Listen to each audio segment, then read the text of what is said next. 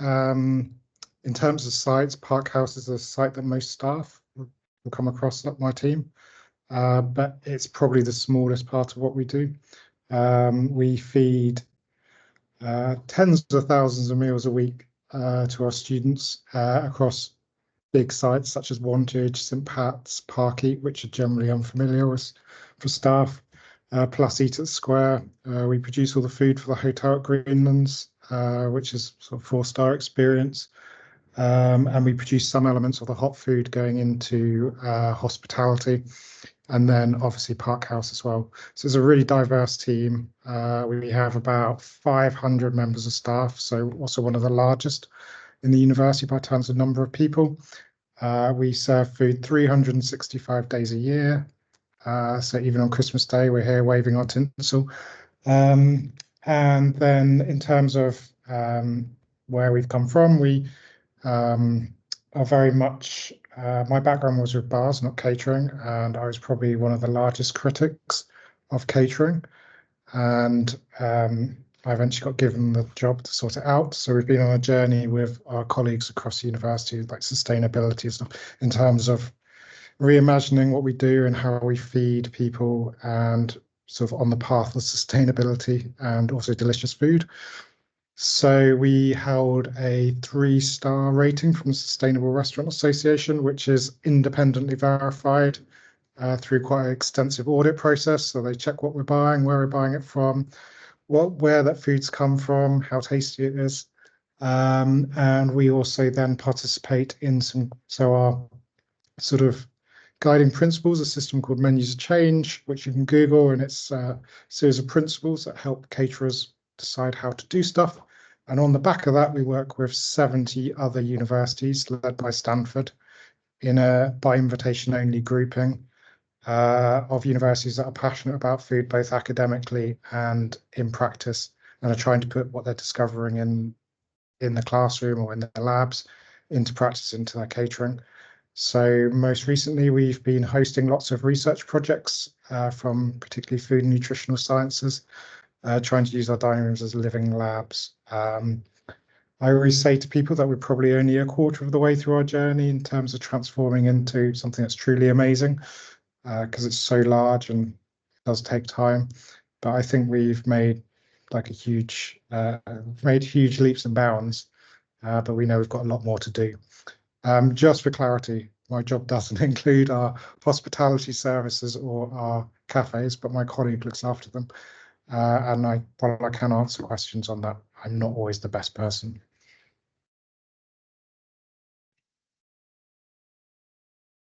Yeah, thank you. Sam, do you want to say something?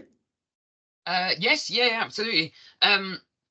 So some of you champions and other colleagues might know that I'm part-time at the university, and outside of the university, I run the largest energy and carbon reduction consultancy specifically for hospitality companies in the UK. So I manage the energy and carbon reduction for about 7,000 UK pubs, restaurants, and hotels. And it sounds like I'm biased because I did my PhD in the area at Reading and I work closely with Matt and obviously in the sustainability team. But I can say that being a fair expert in hospitality operations and seeing so many different operations across the country. The Reading are the absolute number 1 in this area. Everything that Matt has done is just transformative, really. So he says he's about 25% through the plan for it to be fantastic, but I 100% believe that it is pretty much the most fantastic provision in the UK. I see quite a number of other universities as well doing absolutely nothing in the area. Bless them, they've reached out to me because they want to do something, but they're starting from a very, very low point, bless them. So yeah, I can always say with 100% confidence that we're doing a lot. My particular speciality is more in the energy from providing the food for the cooking and the cold storage, heating, warming, beverage stuff is all costs quite a lot of energy. In sustainability in general, when you say sustainability in food, most people go to the food provision. Where are we buying it from? Is it local? Is it seasonal? cutting down things like beef, trying to go with the sort of plant forward approach, and that's all fantastic and really, really important. But it's the overall sort of life cycle of getting food on a plate that is cooked. The energy consumption is enormous, part of the carbon. It's something that's hugely overlooked everywhere, from especially in the academic world. So there was no one before my PhD at Reading that was looking at commercial catering and how much energy it costs to actually heat a burger. It was more about the beef in the burger. So yeah, I can say that at Park Eat we've sort of used that as a bit of a test bed. So we use smart sockets where we anything that's plugged in as a sort of 13 amp 3-pin plug goes on a smart socket which records the power consumption in a sort of sub-minute basis. So we get lots of data from them. But we also have an element of control. So things like the bottle fridges, we've turned them off overnight. There's not sort of temperature critical produce in there. That saved 89% of the energy from the bottle fridges. A portion of that was the fact that we were monitoring them. We could see that they were over consuming, that they were due for an upgrade, and they were costing a lot of energy that they didn't really need to. So because we had that sort of granularity, we managed to identify that as a need, replace them, then start switching them off when they weren't being used. And together that saved about £4,000 a year from the energy just on the bottle fridges, and we hope to be able to roll that out to other places on campus now that they've been formally approved by DTS after a long journey. So we've got that kind of stuff in there. We've got hopes to do things like the beverage cooling. So when you pour a pint at a bar, it's got sort of 3 stages of cooling behind it. Often you've got a cellar, which isn't necessarily underground as people imagine, but a room where all the kegs are stored. That's usually chilled to sort of 12 degrees with a big fat air conditioner. You've also got remote optimizing units that cool beer over ice chillers. And then you've also got something called a post mix that sort of mixes things like soft drinks. And traditionally, all of that stuff is on 24 hours a day and costs thousands and thousands of pounds a year. But again, we've got timers for a lot of that stuff, so it goes off overnight now. And we're even hoping, once I get some time, to look at free air cooling, which would be cutting part of the wall out, replacing it with baffles so that you can draw in the cold air for free outside. And then turn everything off when the temperature gets to, say, below 12 degrees overnight, which here in the south still happens in May. So you've got sort of 10, maybe 9 months of the year where you can do that almost every day. So there's massive sort of 70–80% savings in there, which would be probably off the top of my head about £9,000 worth of savings there as well. The possibilities are endless, really, for trying to cut the energy from the use phase, the cooking phase of food.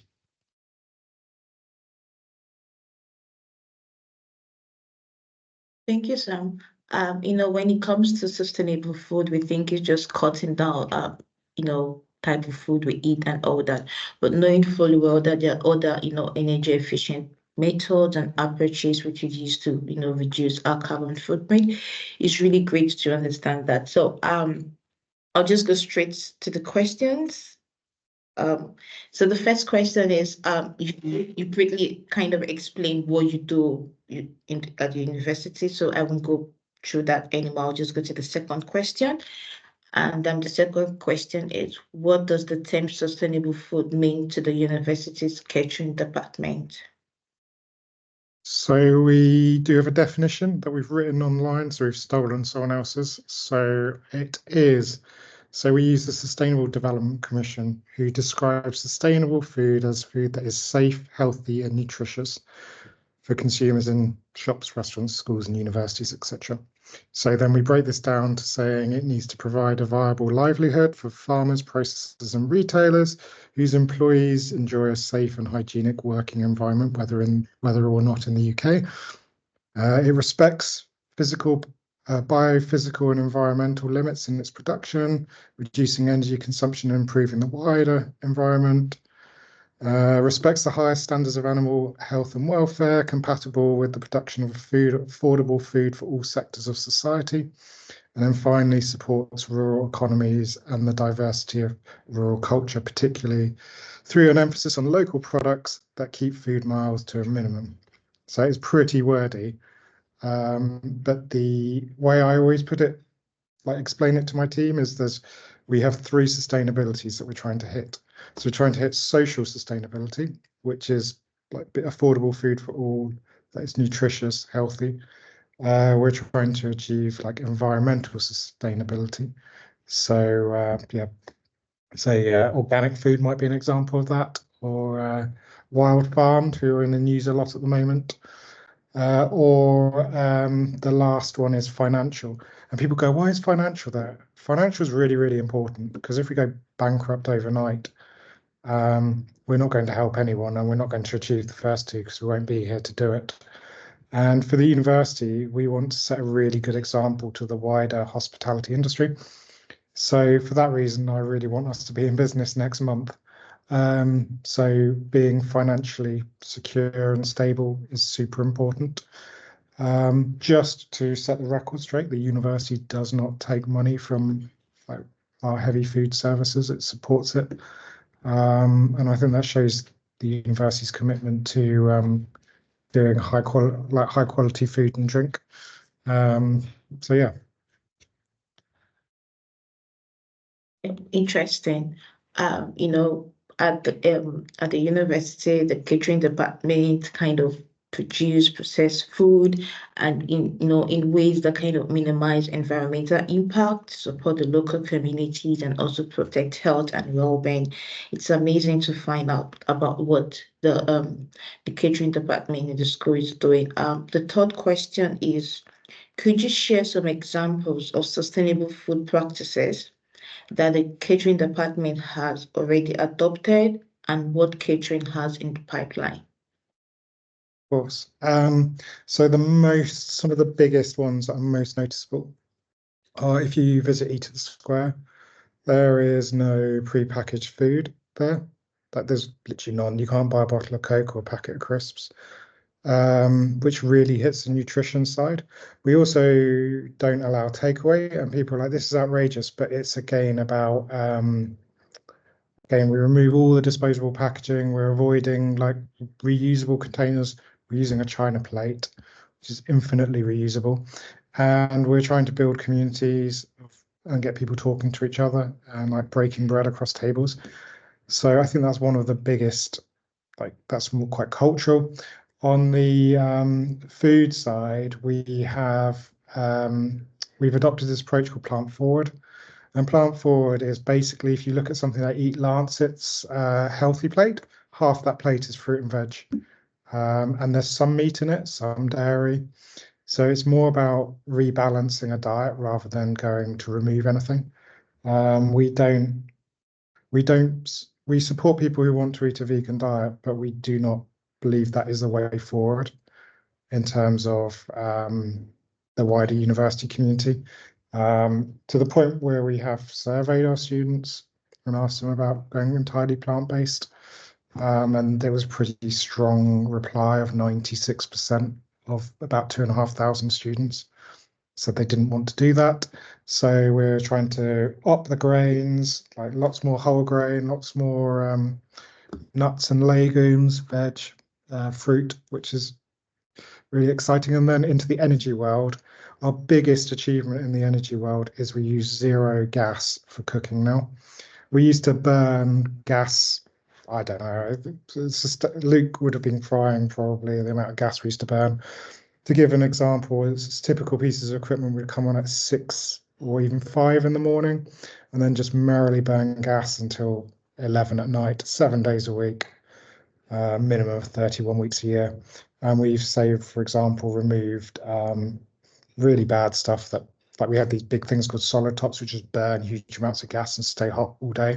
Pop a pan on it, it boils water. So we switched to induction. So yeah, I think that's a massive achievement on the food side, and we are definitely in the minority of operators that have managed to move from gas to electric. And our colleagues in the States have done a lot of good work there as well in supporting them. Could I just add not a question, but a tease into how's that helped your staff members in those environments? Obviously, burning gas in a building is, when you think about it, is one of the most remarkably stupid things to do. So obviously, when you burn gas, you have lots of fun stuff like soot, carbon monoxide, Lots of really fun things. So what we've been able to do is slow down the ventilation because we don't have to worry about carbon monoxide and CO2 quite so much. So a lot of our kitchens are detected on that, the ventilation, so the ventilation can ramp down. You get a lot less grease in the atmosphere. It's really bizarre, but you just get less grease sticking to stuff. So the kitchens smell cleaner, look cleaner, are cleaner, warmer, less drafty. And these are our colleagues, and they deserve a nice, warm, comfortable environment to work in as well. So I think, yeah, it's been beneficial. And equally in the summer, on the flip, I always remind colleagues that our colleagues standing in kitchens on the hottest days of the year, that's what I would call hot. I think we had some kitchens reach like 42 degrees, to give an idea, and that's where we, yeah, I think they definitely work in a hot environment. We are addressing that, and obviously not burning gas all the time has massively helped with things like induction. So our kitchens are cooler as well, in the literal term. Yeah, I mean, I can add infinite amounts of sort of expert opinion on lots of that kind of stuff. When I talk to operators about removing gas from kitchens, I used to lead with all of the co-benefits. No one really cared in the commercial world about saving the carbon side of things. God knows, don't go in with polar bears and ice caps to commercial catering operators in industry. Obviously, it's changed a lot in the last 2 years with the energy crisis. So people looking at how much their cost is, and usually, I haven't done this analysis for Reading, but usually the energy consumption of a restaurant, a pub, something like that, is the second largest overhead. So you've got the labour first, then the energy, then the food and the beverages and everything else after that. So energy is pretty much the number one controllable cost. But even before the cost element came into it, the last sort of 2 years, I would get gas out of kitchens by talking about that thermal comfort, that how many hours are spent by how many staff sweating over sort of gas. It's really radiant heat. It really gets to your sort of face while you're standing there. All of the cleanliness side of things. So when I do the big analysis on the sort of business case, I might say that the energy reduction might be this, but actually I find sort of £4,000 a year per site on cleaning chemicals, because you can just spray an induction top and then wipe it. It takes 2 minutes, whereas a big gas burner, you have to take all the rings off, soak them in really harsh abrasive chemicals. So you've got the labour cost to that as well. The fact that it might take half an hour to clean something instead of 2 minutes. So it's roughly about £4,000 in chemicals you'll save, and £4,000 in staff. So 8 grand just from moving away from the gas, and that's before you look at the cost. Then it's all got its other costs as well. So the maintenance side of things, you've got a gas interlock that if it detects that there's a ventilation or a gas issue, it will shut off the ventilation, which means you can't cook at all. And because of gas vaporizing lots of the fat, oil and grease, they do break very frequently. So the number of sort of maintenance call outs you'll get because you can't use the kitchen at all because one little bit of grease has got into this valve is quite enormous. And then to echo what Matt said on the sort of health and safety well-being front, I do firmly believe that my kids will look at me in sort of 10 years time and say, you used to burn fossil fuels in the middle of your house to cook, why would you ever do that? And it's all of the sort of formaldehydes and stuff that come out of these processes. I read a paper, obviously indoor air quality has become an enormous focus since COVID, so there's lots of new research in that area. And there are some papers that claim sort of 10-20% of childhood asthmas are from burning gas in houses for cooking, just for cooking. So if that's 2 out of every 10 kids with asthma, that's a big problem. And the sort of burnt sort of particulates and things you get off it are very similar to car exhaust. So it is really that bad. So anybody who does have a gas cooker at home or a gas hob and you're thinking about possibly ripping it out, then I would encourage you to do that. Yeah, great contribution, Sam. Adopting a sustainable approaches when it comes to cooking and food, it's so much cut across environment, cut across our health, our well-being, and even our finances. And it's interesting to understand these approaches that we might want to adopt and take on within our various homes, not only in the catering department also. So I'll go to the next question. Are there any misconceptions about sustainable food, and how does catering navigate them? I think anything to do with sustainability in food probably has about 30 opposing viewpoints. So you have, and you can sort of just start working through schemes like with Soil Association with organic pushing in one direction, fair trade pushing in another, local going in another, food miles, carbon, like social. So there's so many interdependent, separate schemes running and separate ideas. I think it's for me, it's about being open and transparent about what we're doing and why we're doing it and why we think we're doing it, but also not not being not planting our flag permanently on one concept. Just because it was right for last year doesn't mean it's right for this year. So it does evolve and it does change. Like we have been doing quite a lot of work around, say, organic, and it's like some organic produce is definitely better for the world and better for human health. There's some, though, that is a little bit debatable whether it's good or bad. And I think that's where it's taking a bit more of a pragmatic approach and trying to look across the whole span. So we try to stand as far back and try and look at everything as well as we can. And I think like food affordability is a really big thing. It should be like everyone should be entitled to eat good quality, like nutritious food. So like we can't all shop at, say, Waitrose, and the same happens in the universities. We're feeding students £4.12 at the moment a meal. And when you consider the staff cost, which is probably about 50%, so £2 of that's gone. So we're left with £2 to provide a really nutritious meal. And then when you go further into it, for example, pork is organic in the university by default. And one of the reasons is that pork is seen as an animal that is, we think animals, they're very clever animals, and we think we should be choosing free range organic in that area. Beef is another really interesting area. There's lots of different, there's the sort of the sort of general thing of beef is bad, which it is, but it's not all beef is equal. And I think if you look at some of the beef, we don't buy beef.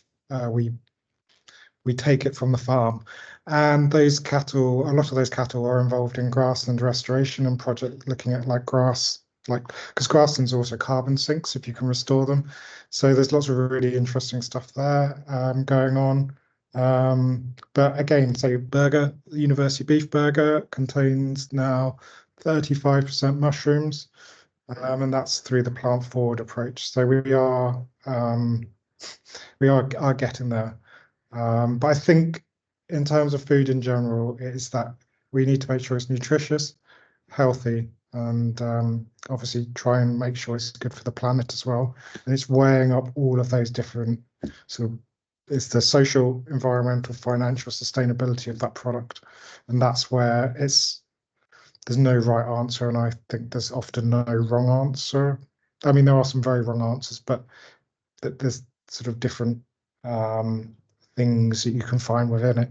Say like flour, we buy some of our flour is locally produced and milled. However, some of it isn't and is coming through Wild Farmed, who have been using for about a year, and they do regenerative farming. And we're really interested in that as a group of caterers. So we've got that coming in as well. Neither is probably bad. They both have their own merits. They're both really good products. That's probably an example of where there is sort of that conflict. So yeah, it's pretty hard to give you a straight answer on that one, Caroline. But we have a really good page on our website that explains some of our purchase decisions and why we've made them. Yeah, no, that was really very insightful, because I would never have thought of all those stuffs, you just mentioned. Look, do you want to say something? I could see you putting the thumbs up. Oh, okay. Just the fact that obviously it is a complex topic, and so just being able to articulate that, Matt, is a triumph within itself, I think, in a quite honest way. I'm sure that we can open that up to the floor in a minute when we get to some Q&A, because obviously the carbon intensity of red meat is quite heavy because of land management processes, all those other things, and it's very widely debated at the moment. And but obviously cutting through that about nutrition and all those other stuff, yeah, it is, yeah, complex to say the very least. That would be it. I can add one little bit, slight diversion. It's not so much a misconception, which I think was the original question, as almost like a reprioritization.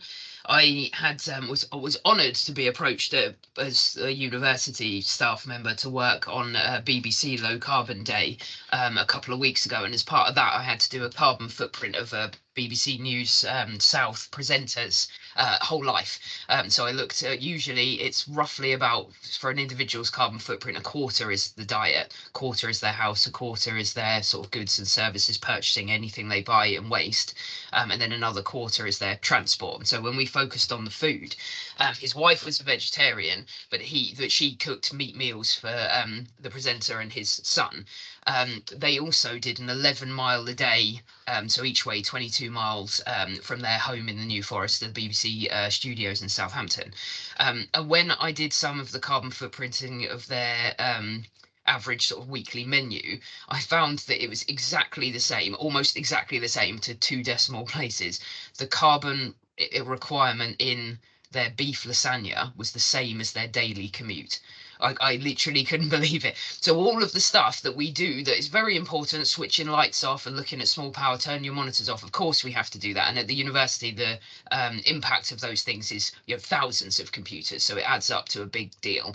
But if every individual person had 1 lasagna a month, say, it's 4.5 kilos of carbon in each lasagna.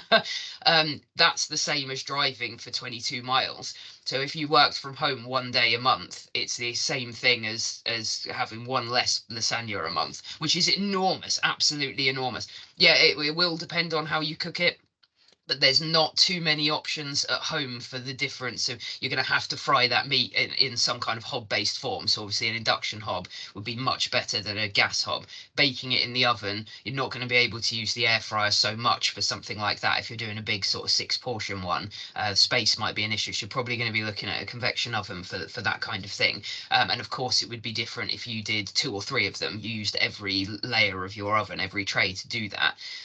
But on the general whole, I just turning off we've got 4 monitors in my home office here, turning off those monitors every day. If I left them on constantly, but I moved to turning them off every day, I'd save about 0.2 kilos of carbon for the year of doing that, compared with the lasagna being 4.5 kilos. So you could sort of see that's 90 for weight. Beef is 90 times the carbon of peas, for example. So if you just used a quarter of the amount of beef, or took a quarter of it out and replaced that with something like peas, then you would make a kilo's worth of savings just in your lasagna, which is 5 to 10 times more.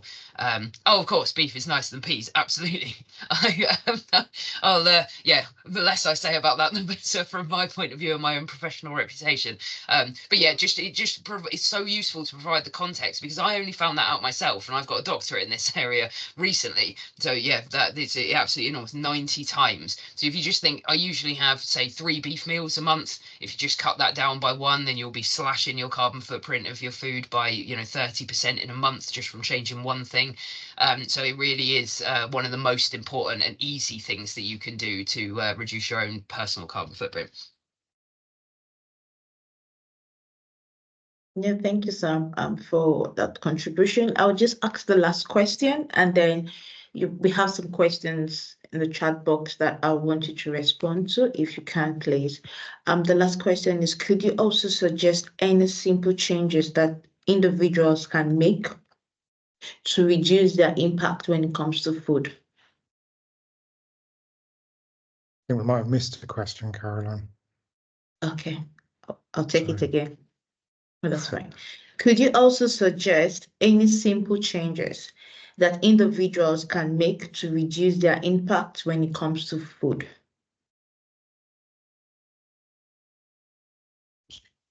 Did you get that? Yeah, I was just going to say there was one about technology first, wasn't there? A question. Okay. What are some of the technologies or approaches being used in the catering department an outlet at the university to help reduce their impact on the environment?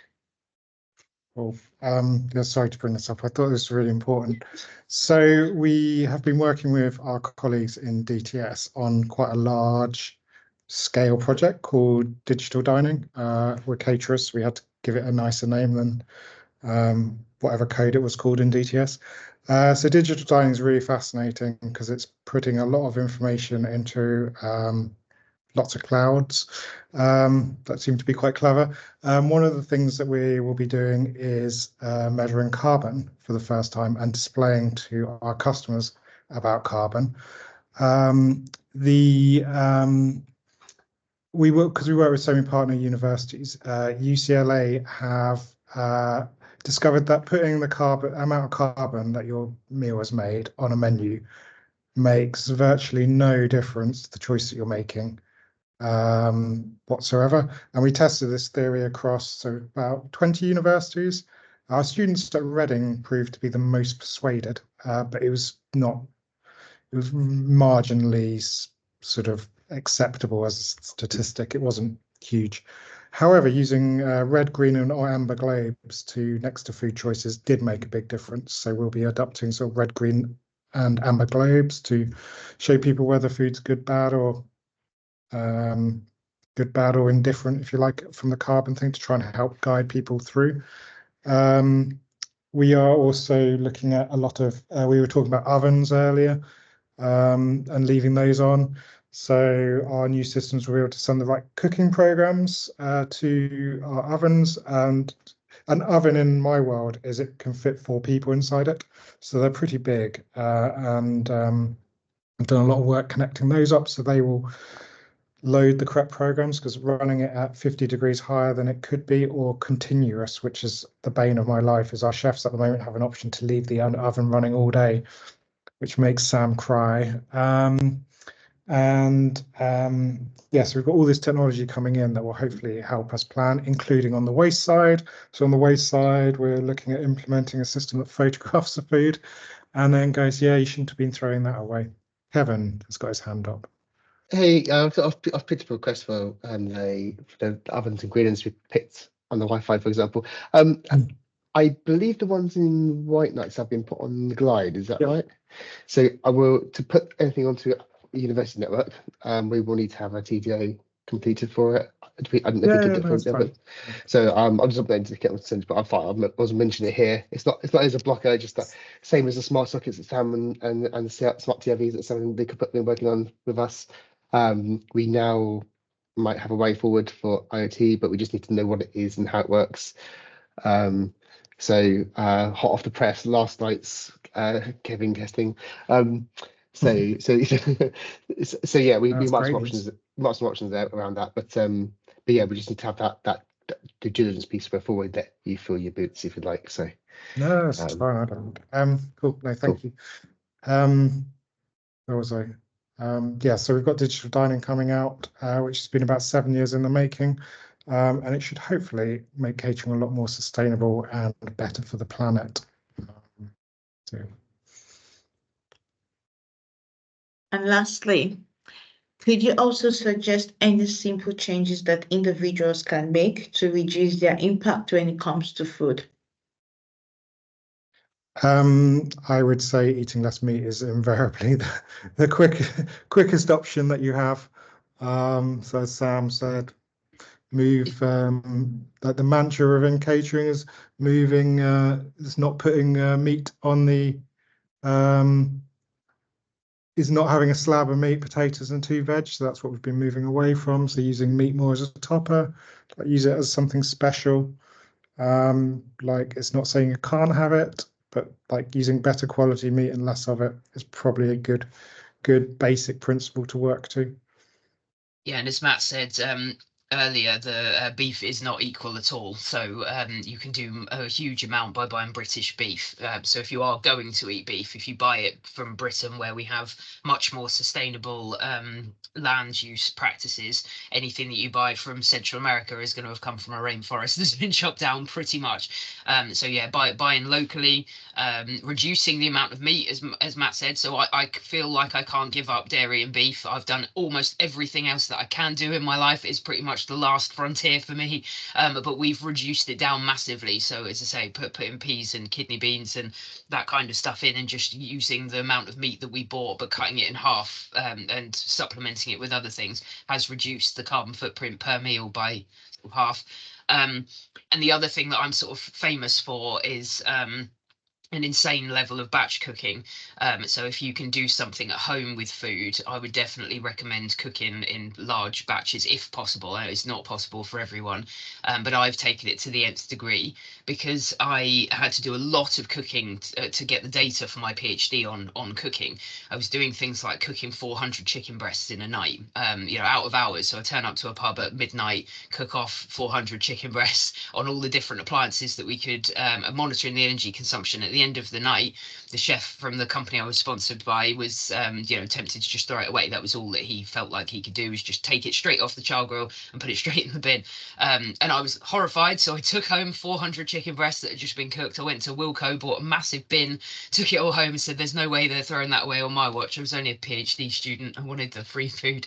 And then I came up in the evening with 21 meals that I could cook with the 400 chicken breasts. And then I ended up with 400 meals, which I've sort of tweaked. That was 10 years ago now. I've tweaked it, and now I'm at the point where I only cook 4 times a year. So I cook 4 times a year, 400 portions of food each time. I've got 3 chest freezers. I rotate the food so that every month a chest freezer goes off. It's emptied, I should say. I've got 6 people living in my house, so it doesn't last as long as it might do.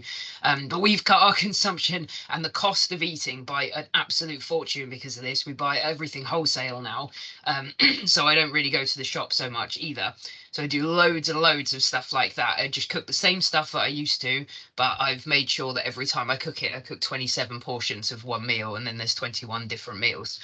So I've cut down the energy in the fact that I never cook with a big oven anymore unless it's completely stacked with food. There is also the other flip side to that, is if you are cooking for individually, use your microwave, use an air fryer, get away from your own cooker, because it's heating a large volume of air in a large space to heat something that's kind of small. There are those kind of other alterations, as well as what Sam hasn't told you about is her electric bill for her fridge freezers. But anyway, I'll digress there. As I say, I stack them so that each month one of them is emptied completely, and then it goes off using the smart sockets, actually, because I damaged my floor the first time I meant to drag them out to turn it off at the wall. Also means they get defrosted regularly. Luke makes a really good point on the microwave. Most people aren't aware that if you are doing something like carrots, peas, broccoli, something like that, we do our carrots with in a Tupperware with a tablespoon of water, blitz that in the microwave for 2 minutes, then we put the broccoli on top, back in for another 2 minutes. That's it. So 4 minutes of cooking. If you were to do the same thing on the hob, you lose about 60-70% of the nutrition, because a lot of the vitamins and minerals will osmose out of the food into the water, which a lot of people just throw away. We don't. If we used to do it like that, we used to make gravy and stuff out of it, freeze it, add it to other things. But you will save about 90% of the energy, and obviously the valuable time as well. Who wants to be standing there making sure it doesn't boil over for sort of 20 minutes or so? So you moving things like veg into the microwave is an enormous energy saving, as well as getting a lot more of the nutrition in you. Thank you, Matt, for this interview section. I really learned a lot of things from your advice and what you responded to. So what I'm going to do at the moment is to ask some of the questions from the chat box, and then you kindly provide answers to them. The first question is, what cooking oils do the university use? Good question. So not all cooking oils are equal. So different applications need different types of oil. So we have a piece of legislation about acrylamides in particular, which are sort of cancer-causing chemicals, which predominantly through frying. It's like sort of the black stuff you find on toast. That's probably the easiest way to think about acrylamides. So we will use, if we're doing high temperature cooking, we generally now use oil from a company called Cotswold Gold, who produce cold pressed extra virgin rapeseed oil, which is sort of consistently now shown as pretty much one of the healthiest oils you can have. It has some contains higher levels of certain key chemicals that give olive oil its health benefits. So we use rapeseed, probably the largest one in use now. And then we do use olive oil and then certain other oils, depending on what they're being used for, like normally oils with distinct flavors. We won't use stuff like peanut oil because of allergens, and so some of the nut oils and seed oils we generally stay away from because we are trying to keep allergens out of food where possible. Interesting. The next question is, what about any meals that include fish? Do they come from sustainable sources? So Reading we held an MSc chain of custody certificate. So that means from sea to boat to shore to warehouse to lorry to kitchen, it's fully traceable. So that covers all our wild caught fish, and we have held that since I think around 2010. We were the first, with two other universities, we were the first to pilot MSc chain of custody. We've restructured it a few years ago. So Tuco, who are our buying group, who we co-own, they hold the chain of custody certificate on our behalf, and the auditing's managed through them. We're audited each year. So we've got that. We're trying to work really hard to diversify the amount of seafood we use, because obviously everyone's like cod, more cod. So we're trying to, and tuna, obviously, we're trying to diversify into different types of fish. So clams were on the menu today at Eat at Square. And we had mussels at Park Eat last night. So there's this broader move towards trying to diversify the types of seafood we're having. And then with farmed, we have been looking at ASC, but there's some other ethical issues with farmed fish that we're trying to sort of gently work through and decide what we want to do and what the best solution is for us. But seafood, we're probably serving about the right amount at the moment, so we're probably not trying to increase the seafood. We're just trying to broaden the breadth of seafood that we serve. Thank you. Interesting questions here about waste and how do you minimize waste? What do you do to your waste? And how do you try to minimize them? And what do you do with the waste anyways? Yeah. So we are so we have two types of waste. We have kitchen waste, which is obviously to do with preparation. We have three types. So we've got kitchen waste. So we look at preparation, like say peelings is a really good one. So stop peeling. We're doing really interesting project with traditionally wasted products from the kitchen with some really interesting. So it's a group of exec chefs, and they're being led by the University of North Texas. And they're looking into how you can use things like onion skins. It sounds utterly vile, but some of the stuff they've made is actually really good. So we have that project going on. Second stage is we have counter waste. So this is food that has been made but not taken. And that is where digital dining will be coming in, because some of the menu planning software we have has AI built into the back of it. So it's helping our staff better predict the amount of food we need to produce. Say a typical lunchtime at Eat at Square, they can do 700-800 people. So getting all the quantities right is really tough. So a bit of AI on that. Then the last one is plate waste. So this is food that's been taken by customers and then put in the bin. So this has been probably the most interesting for us recently, is the majority of our big outlets, well, all of our big outlets, let you now pick and choose what you take. So there's a price to arrive, and then you can take whatever you want. It is utter carnage in the first few weeks of term because our students go wild. But after that, it actually calms down, and then we actually see below average amounts of food going in the bin because people are confident that they can try something and take a little bit of it, rather than if you're paying for it, you're like either loading up your plate with as much as possible because you want to get your money's worth, and then you don't like it, so you bin it all. Or you are just being greedy, really. Or we're serving it and putting the wrong amount on. So actually, self-service has actually had a really positive impact in terms of the amount of plate waste coming out of our dining rooms. And that also means that we then have an accurate estimate of how popular is a dish. Do we need to get rid of it? Do we need to cut how much we make of it when it does appear on the menu? So we're getting a lot more sort of scientific about how to produce food. Interesting.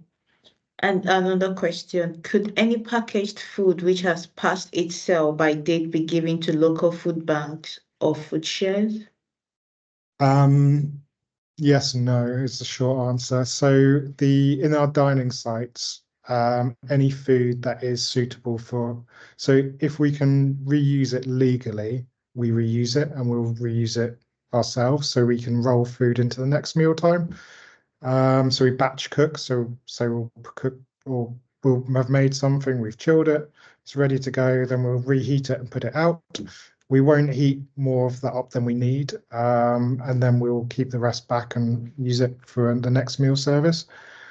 If it has been on a counter more than a certain length of time, it's legally out of limit, and we are unable to do anything with it. So that goes for composting.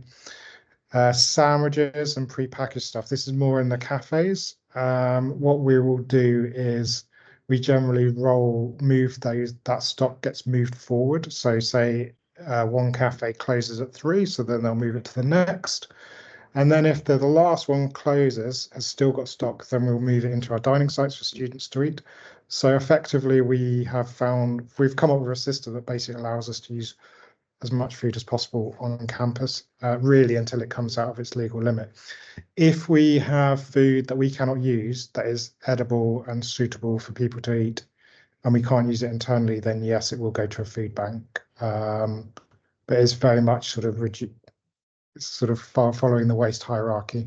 We try and avoid it becoming a waste product to begin with, and that's where a lot of our focus and energy's been. But again, one of our big things with these new IT systems is we'll get much better visibility of what's being wasted and where. Any advice on how to reduce food waste from children? Let them serve themselves. I was listening to LASA, who are the Local Authority Caterers Association, and they had moved to allowing children to serve themselves in some schools or putting it in the middle tables. And they found that kids generally don't waste as much in that thing. Avoid jacket potatoes was a big one for school caterers. So yeah, I think there's probably a lot of reason, a lot of sense behind that. Is like even in the home setting, putting food in the middle of the table. I've got 2 young children, so we do it sometimes, and other times I'm like, no, I'm not in the mood for this today. But when we do put the food in the middle of the table, they will generally eat what they want. You can't cook pasta every day, can you? Yeah, and he tells like one of them in particular tells me everything is yucky, even if he hasn't tried it, and then decides it is healthy, or is delicious. Yeah, and I think a lot of the things that work on adults also work on children. It's just people like choice, and I think that goes back to sort of what was touched upon earlier about removing choice. People do really badly when you remove choice from them. So when we were talking about impact of food and the carbon impact, it is way more impactful for us to be blending like more lentils and mushrooms and more fruit and veg into our meals and reducing the meat content than trying to convince everyone to go follow a vegan diet. And I actually have some breaking news for you, sustainability. So last year, our carbon impact for food was 8.8 kilos of carbon per kilo of food purchased. And we've got that down to 2.8 kilos now. So that was pretty impressive drop. So put that on our website later for you, Luke. That's amazing. So yeah, and we submit all our purchases to Johns Hopkins University annually, and they run they have a benchmark system that lots of universities use to produce this figure. So we can't fiddle it, and it's a little bit more independently verified and a bit more open to scrutiny than some systems around. So Brilliant. That is awesome. I think we've exhausted all the questions that are on the chat, I believe. Yep, I think just the last one. Sorry, look, the last one says, if someone doesn't want something on a plate, can they request not to have it so it's not wasted? in most situations, so the only situation where we really put stuff on a plate now is in Park House and the Dairy, and if you don't want it on your plate, you can ask. Yeah, they don't mind. Yeah, if you ask for extra stuff on your plate, they will do that as well, but they will generally charge you. So Okay, then at this point, I'll let Luke take over. Yeah, no more questions on the chat box. Okay, Luke. Yes, so yeah, no, not much else needed there. Does anyone else out there like to make any comments or ask any final questions? If not, I would like to thank Matt for coming and sharing. I was waiting for everyone to grill you on, and no pun intended there either, on kind of plant forward against vegan and vegetarian diets. I think we've got away with that one. And yeah, and thank everyone else for coming and being part of today's conversation. And I will obviously share this recording with everyone later on, so you can archive it, share it with others, and kind of have a look back on. Thank you very much, all. if there are any burning food questions that people think of afterwards, they can feel free to email me. And I always suggest it's always easier to talk about them rather than me writing you an essay back. So yeah, and you quite often change your mind anyway. So yeah, always open to ideas and suggestions. Amazing. Thank you. Thank you. you all. Thank you, everyone. Thank you. Bye-bye. Thank you. Bye.